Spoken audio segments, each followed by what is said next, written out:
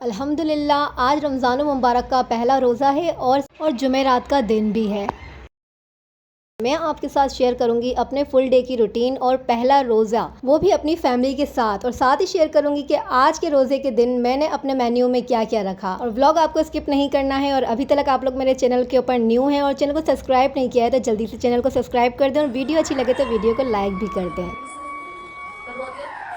अस्सलामुअलैकुम my YouTube family, कैसे हैं आप सब? आई होप आप सब ठीक होंगे, खैरियत से होंगे। अल्हम्दुलिल्लाह मैं भी बिल्कुल ठीक ठाक हूँ। और मेरी तरफ़ से आप सबको रमज़ानुल मुबारक का पहला रोज़ा बहुत बहुत बहुत मुबारक हो।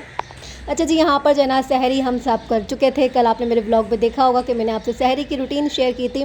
और यहाँ पर जो है ना नमाज़ें वगैरह अदा करने के बाद जो है ना ये इतना खूबसूरत हसीन मंज़र जो होता है ना आसमानों पर देखने वाला और अपने रब से दुआएं करने वाला। मेरी हमेशा से आदत है कि जब भी मुझे दुआ मांगनी होती है ना, मैं खुले आसमान के नीचे खड़े होकर ना आसमान की तरफ देखती हूँ और इतने प्यार से अपने अल्लाह की तरफ जो है ना, मेरा इतना यकीन है कि अल्लाह पाक मुझे उस वक्त देख रहे होते हैं और मेरी दुआएँ सुन रहे होते हैं। और मैं अल्लाह से बातें करने लगती हूँ, दुआएँ मांगने लगती हूँ और बेशक वो कबूल करने वाली ज़ात है और वो कबूल करता है।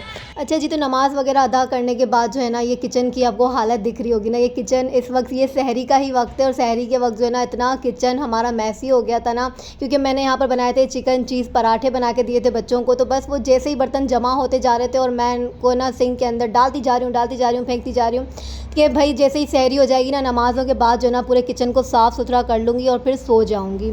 अच्छा क्या है ना, सहरी में ना मैं सोती नहीं हूँ, मैं पूरी रात जाग रही होती हूँ। और जागने की वजह ये है कि अगर मैं एक बार सो गई ना तो पूरे घर को जो है ना बिना सहरी का रोज़ा रखना पड़ता है, क्योंकि फिर मुझे जितना भी उठा लो, बैंड बाजी बजा लो, मैं उठने वाली नहीं हूँ। तो इसलिए बेहतर यही है कि भाई अपनी नींद ख़राब करो और सहरी तक जागो। सहरी के अंदर अगर आप जाग रहे हैं तो इबादत कर लें, कुरान पाक पढ़ लें, तस्बीहात पढ़ लें, ज़िक्र और अस्कार कर लें, अल्लाह से ढेरों सारी दुआएं मांग लें। तो ये सारा वक्त जो है ना उसमें गुजार देना है तो ये बेहतर होता है। और साथ ही साथ अपने छोटे मोटे काम भी निपटा लेने होते हैं। तो बस मैं जागती रहती हूँ और अपने साथ ही साथ अगर मुझे व्लॉग एडिट करना होता है तो वो भी कर रही होती हूँ। लेकिन आज जो है ना ये रूटीन थोड़ी सी चेंज हुई थी, क्योंकि यहाँ पर सहरी का वक्त हो चुका था और सहरी के बाद जो है ना मुझे व्लॉग एडिट करना था। तो यहाँ पर मैंने जल्दी से पहले है ना किचन को साफ़ किया, क्योंकि मैं है ना किचन को साफ़ करने के बाद जो है ना मुझे वीडियो एडिट करनी थी, क्योंकि सहरी का व्लॉग मुझे अपलोड करना था।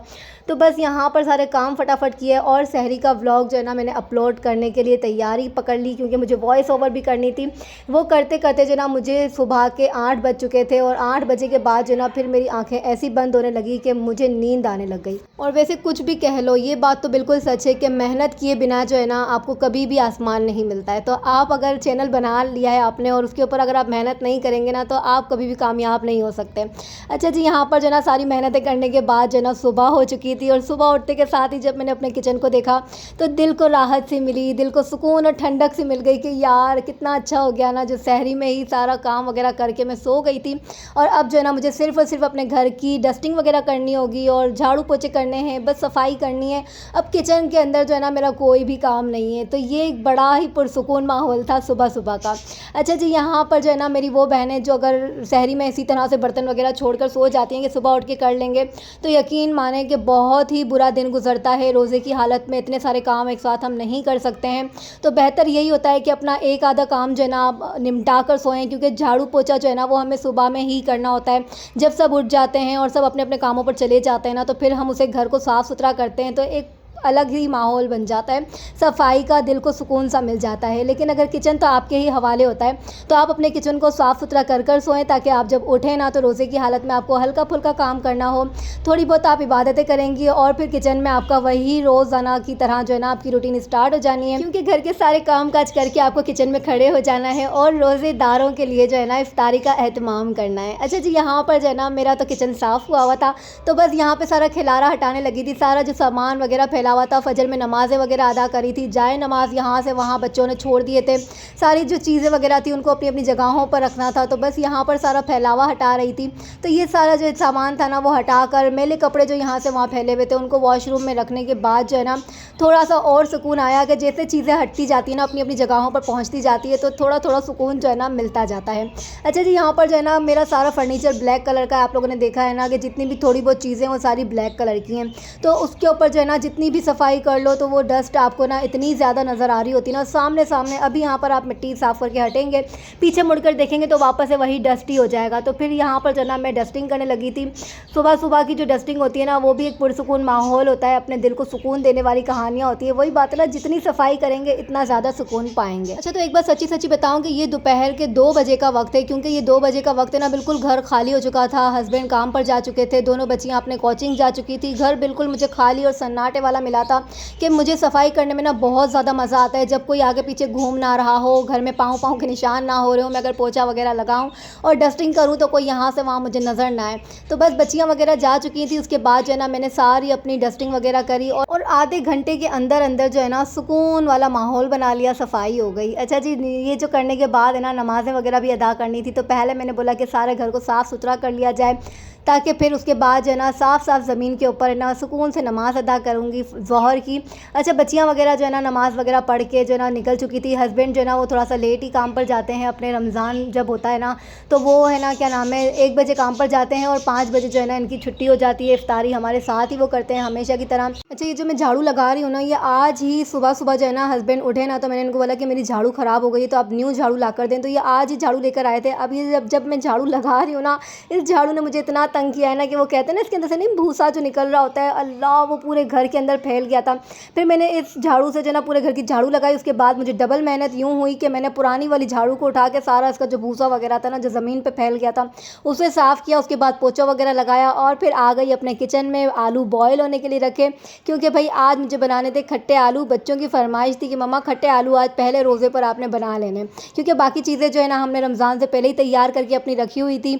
यहाँ पर मैं पकौड़ों का जो है ना बैटर तैयार करने लगी हूँ। तो ये भी मैंने पहले ही आपको पता है कि पकौड़ा मिक्स बना के रखा हुआ था। यहाँ पर बस मुझे सिर्फ और सिर्फ प्याज कटिंग करनी है। प्याज कटिंग करने के बाद मैंने अपना ये मैजिक बॉक्स खोला और इसमें से निकाला पकौड़ा मिक्स का मसाला और बस कटिंग की हुई प्याज के ऊपर 2 से ढाई चम्मच इसके ऊपर बेसन डाला और तैयार हो गया मेरा पकौड़े का मसाला। बस ये देख सकते हैं कितना आसान हो गया ना हमारा रमज़ान। पहले से ही अगर इस तरह से अपनी सारी तैयारियाँ कर लेते ना हम लोग, तो फिर हमें कितनी सुकून हो जाता है। हम इफ्तारी के टाइम जो ना बस फटाफट निकाला, फ्राई किया, फटाफट निकाला मसाला और जो ना तैयार किया। यहाँ पर इशाल जो है ना कोचिंग से आ चुकी थी, महानूर भी आ चुकी थी। तो दोनों बहनों ने मेरी बहुत सारी हेल्प करी। इशाल ने फटाफट से शरबत वगैरह तैयार किया और तैयार करने के बाद इसे फ़ौरी तौर पर जो ना फ्रिज में रख दिया ताकि ठंडा हो जाए, क्योंकि फ्रिज में जगह नहीं थी, जिस वजह से मैं बर्फ़ जमा नहीं सकी, बर्फ़ रख नहीं सकी। और मैं भूल भी गई थी, सच्ची बताऊँ बर्फ़ रखना भी भूल गई थी। तो इशाल ने कहा कि मम्मा जो है ना मैं डायरेक्ट इसे देगची में बना लेती हूँ और इसे फ्रिज में रख देती हूँ। अच्छा जी, तो यहाँ पर जो है ना महानूर ने कहा कि मम्मा मैं ना आज बनाने लगी हूँ ब्रेड पॉकेट्स बनाने लगी हूँ, तो आप जो है ना मुझे चिकन वगैरह दे दें और है ना मुझे फ्रेश क्रीम वगैरह ला कर दे दें, तो फिर जो है ना मैं इधर वो पॉकेट्स बना लेती हूँ। तो यहाँ पर दोनों बहनें जो है ना मेरी खूब सारी तैयारियाँ करवा रही थी। महानूर जो है ना फ्राई आइटम बना रही थी और इशाल जो है ना शरबत बनाने के बाद जो है चाट बनाने लग गई थी, फ्रूट चाट बनाने लग गई थी। और मैंने बोला कि भाई यहाँ पे जब सारा फैलावा हो रहा है, ये इफ्तारी से पहले का समा होता है कि जब पूरा किचन हमारा फैलावा होता है, अफरा तफरी का आलम होता है, फटाफट करने वाले काम होते हैं। वो बच्चियाँ जो है ना अपने अपने कामों में लगी हुई हैं।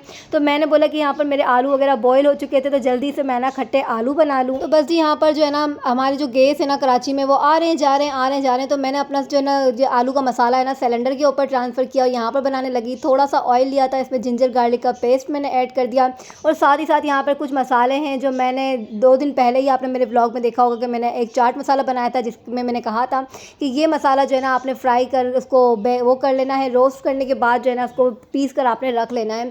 तो ये आप खट्टे आलू में डाल सकते हैं। तो बस वही मसाला था और साथ ही साथ इमली का पानी मैंने डाल दिया, थोड़ा सा पिसा हुआ ज़ीरा डाल दिया, नमक डाल दिया, थोड़ी सी लाल मिर्चें डाल दी और बस यहाँ पर मसाला तैयार हो गया। वो मसाला डालने के बाद और साथ ही साथ थोड़ी सी केचप डाली और अपने बॉयल किए हुए आलू के छोटे छोटे क्यूब्स करके वो डाल दिए, मिक्स किया और थोड़ी देर के लिए जो है ना इसे दम पर रख दिया। तो यहाँ पर मेरे मज़ेदार से आलू झटपट वाले तैयार हो गए, क्योंकि मसाला पहले से ही हमारा रेडी हो चुका था। और यहाँ पर भाई मेरी बच्चियाँ साथ ही साथ मेरी हेल्प कर रही हैं।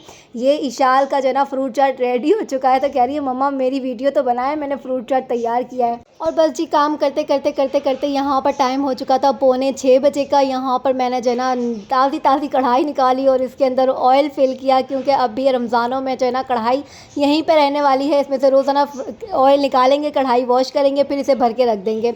अच्छा जी, यहाँ पर फ्राई का टाइम हो चुका था। मैंने बोला कि ऐसा ना हो कि गैस चले जाएँ और हमारा जो इफ्तार है वो यहीं का यहीं रह जाए। तो जल्दी जल्दी से यहाँ पर जो है ना पकौड़े फ्राई करने लगी। वहाँ पर आप साइड में प्लेट पे देख सकते हैं कि मानून ने जो है ना अपने ब्रेड पॉकेट्स तैयार कर लिए थे। इसमें इसने जो है ना वो फ्रेश क्रीम वगैरह, मायोनेज़, चिकन वगैरह, वेजिटेबल्स डाल के इसकी फिलिंग करी है। साथ ही साथ यहाँ पे मेरे पकोड़े फ्राई हो गए, उसे मैंने प्लेट में डालकर साइड में किया। अब आलू वाले पकोड़े जो है ना वो दस्तरखान की जान है और हमारी शान है। इसके बिना जो है ना इफ्तारी में मज़ा नहीं आता। ये आपको 30 दिन देखने को मिलेंगे कि पकोड़े और आलू वाले पकोड़े जो है ना मेरे दस्तरखान पे होगा, चाहे कुछ हो ना हो, ये दो चीज़ें लाजिम होंगी। अच्छा जी, बहुत ज़्यादा टाइम हो चुका था फ्राई करते करते, क्योंकि गैस एकदम कम हो चुके थे, तो बहुत ज़्यादा टेंशन बढ़ गई थी कि अब क्या होगा क्या नहीं होगा। तो यहाँ पर जो है ना मैंने सिलेंडर पे दूसरी वाली कढ़ाई, छोटी वाली कढ़ाई इशाल को लगा कर दी कि इशाल आप भी साथ साथ हेल्प करो, टाइम बहुत ज़्यादा कम है और जो है ना यहाँ पर गैस बिल्कुल जा चुके हैं। तो मैं यहाँ पर जितना हो सकता है वो फ्राई कर रही हूँ। ये कढ़ाई मेरी बड़ी थी, इसमें बहुत सारी चीज़ें आ जाती हैं, लेकिन टाइम बहुत ज़्यादा ले रही थी क्योंकि गैस बिल्कुल लाइट स्लो हो चुके थे। और इशाल को मैंने दूसरी वाली कढ़ाई सिलेंडर पर रख के दी थी। आधा सामान इशाल ने वहाँ पर फ्राई किया और करते करते अल्हम्दुलिल्लाह अल्हम्दुलिल्लाह सारी चीज़ें फ्राई हो चुकी थी।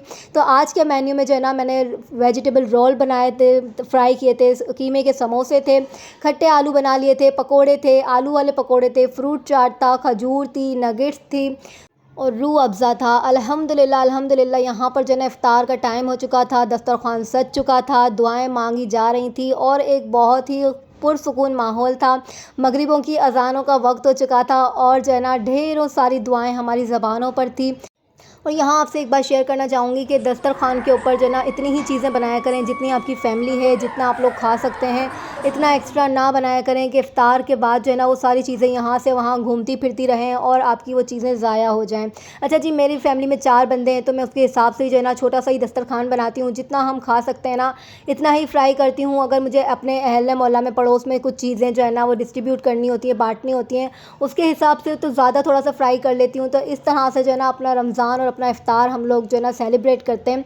तो आप लोगों से भी गुजारिश है कि इतना ही बनाया करें जितना आप लोग खा सकते हैं, इस्तेमाल कर सकते हैं, रिस्क को ज़ाया ना किया करें, ठीक है ना। अच्छा जी, यहाँ पर जो है ना इफ़्तार हो चुका था माशाल्लाह अल्हम्दुलिल्लाह से और हम अपनी इफ़्तारी करने लगे थे और बहुत ही अच्छा माहौल था। यहाँ पर खूब सारी दुआएं भी करी और सब चीज़ें बहुत अच्छी बनी थी। मानूर ने भी बहुत अच्छी चीज़ें बनाई थी और ईशान ने भी बहुत ही मज़े का शरबत भी बनाया था और फ्रूट चाट भी बनाया था। भाई रोज़े की हालत में बच्चे होते हैं और हम भी होते हैं, ज़ाहिर सी बात है कभी ऊँच नीच हो जाती है, जायके में आगे पीछे हो जाता है, लेकिन हमारी तो सारी चीज़ें पहले से ही तैयार थी। कुछ हमने आज इफ्तारी के मौके पर रोज़े की हालत में बनाया था, तो बस, लेकिन फिर भी अल्हम्दुलिल्लाह हर चीज़ बहुत बहुत टेस्टफुल बनी थी।